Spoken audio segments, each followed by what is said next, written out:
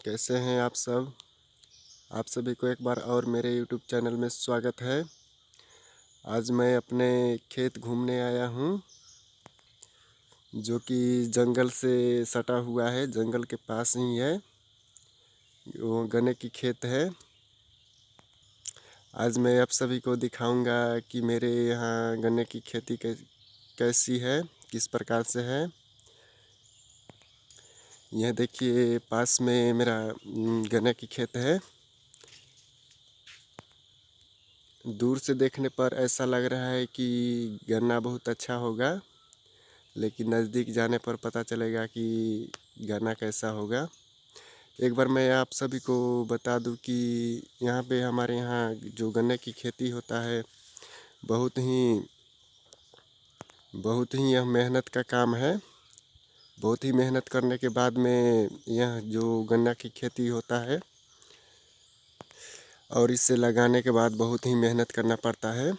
तो चलिए नज़दीक जाकर देखते हैं कि मेरा जो गन्ना है कैसा है।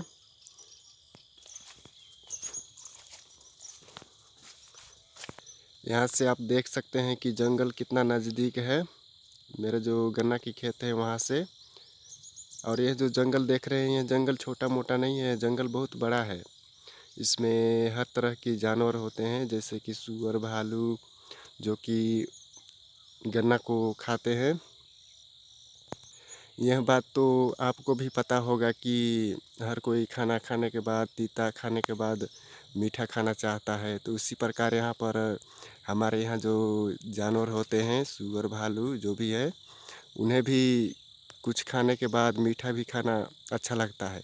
इसलिए वह जंगल से निकलकर रात में हमारे यहाँ जो गन्ने की खेती होती है, उसे खाने के लिए रात में आ जाते हैं और हमारे जो गन्ना है उसे नुकसान कर देते हैं। उसे नुकसान पहुंचाने के बाद वैसे ही छोड़कर चले जाते हैं, जिससे हम लोग का बहुत ही कठिन परिश्रम करना पड़ता है। उसे मतलब कि काटना पड़ता है, उसे काट कर सब एक जगह रखना पड़ता है। काटने में दिक्कत होता है। और उसे जो ट्रॉली होता है, ट्रैक्टर का ट्रॉली होता है, मतलब कि टेलर बोलते हैं, उसमें रखने में भी बहुत समय लगता है। काटने छीलने, उसे इकट्ठा करने में भी बहुत समय लगता है। तो चलिए चलकर अंदर देखते हैं कि कितना क्षति पहुंचाए हैं ये जो सूअर, भालू होते हैं। देख सकते हैं कि किस प्रकार से जो गन्ना है उसे खाया, मतलब कि सूअर और भालू ने मतलब कि खाया हुआ है। खाते हैं लेकिन अच्छे तरीके से नहीं, तोड़कर उसे ही रख दिए हैं। देख सकते हैं यहाँ पर आप। और भी है जो कि पूरे ऊँख को तोड़कर वैसे ही गिरा दिया है, जो कि खराब सूखने की स्थिति में आ गया है। यहाँ पर भी आप देख सकते हैं कि किस प्रकार से ऊँख को तोड़कर पूरे मतलब कि बिस्तर जैसा बना दिया गया है। इसी में खाते हैं, इसी पर रह जाते हैं, इसी पर सोते हैं। खा पी कर जैसे ही सुबह होता है वैसे ही निकल जाते हैं।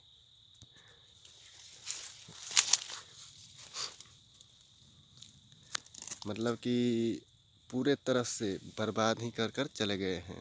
ये एक दिन का बात नहीं है, हमेशा आते हैं यहाँ पर। इसे रखवाल करने के लिए भी रहते हैं, लेकिन जो यह भालू होता है बहुत ही खतरनाक होता है, जिससे डर लगा रहता है कि कहीं काट न ले।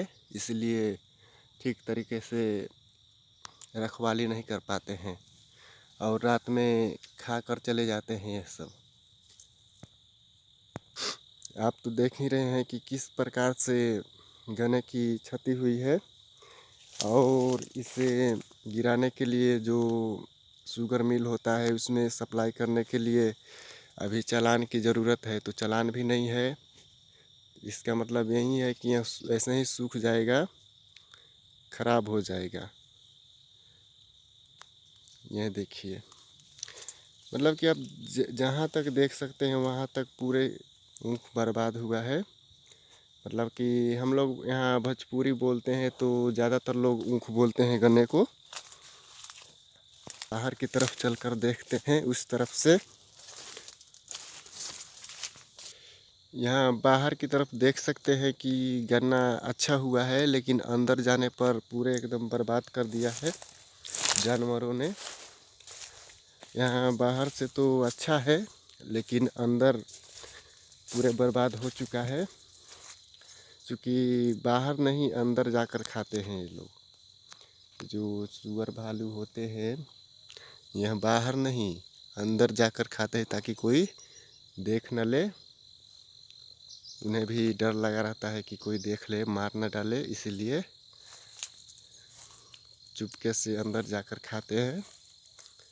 ये जो गन्ना होता है इसे लगाने से पहले ही से मतलब कि ऐसा मानिए कि 1 वर्ष तक, जिसका जंगल के किनारे खेत है, 1 वर्ष तक उन्हें रखवाली करना पड़ता है।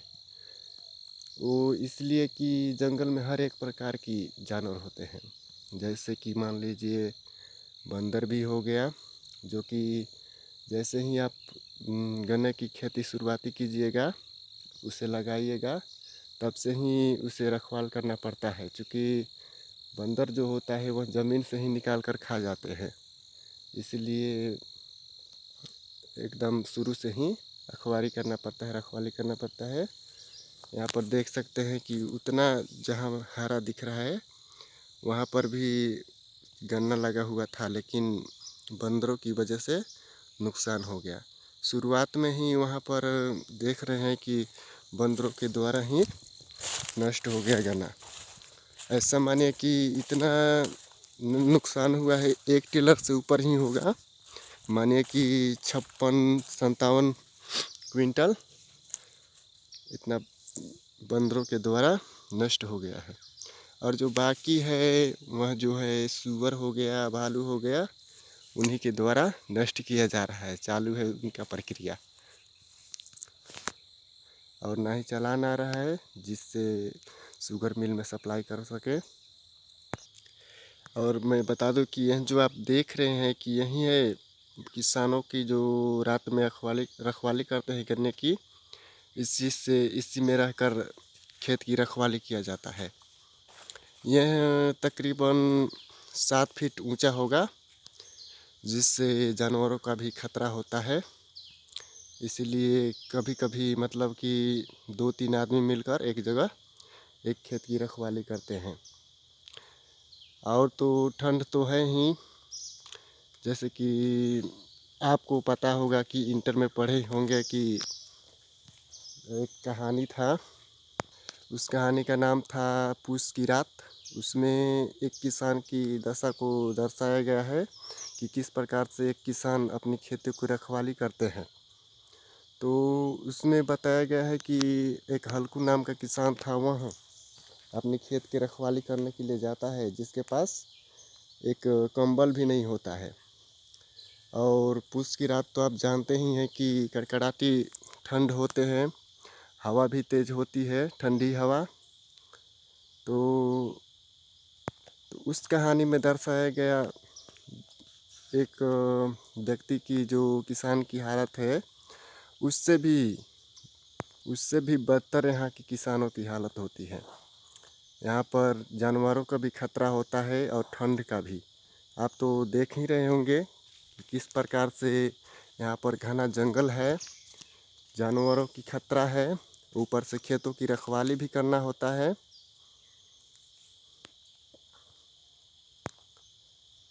तो चलिए मैं अपने इस वीडियो को यहीं तक रखता हूँ। आप मेरे यूट्यूब चैनल को लाइक, शेयर एंड सब्सक्राइब कर दीजिएगा, ताकि मैं आपके लिए कुछ ऐसे ही वीडियो बनाता रहूं और आपकी सहयोग से मैं कुछ कर सकूं। धन्यवाद।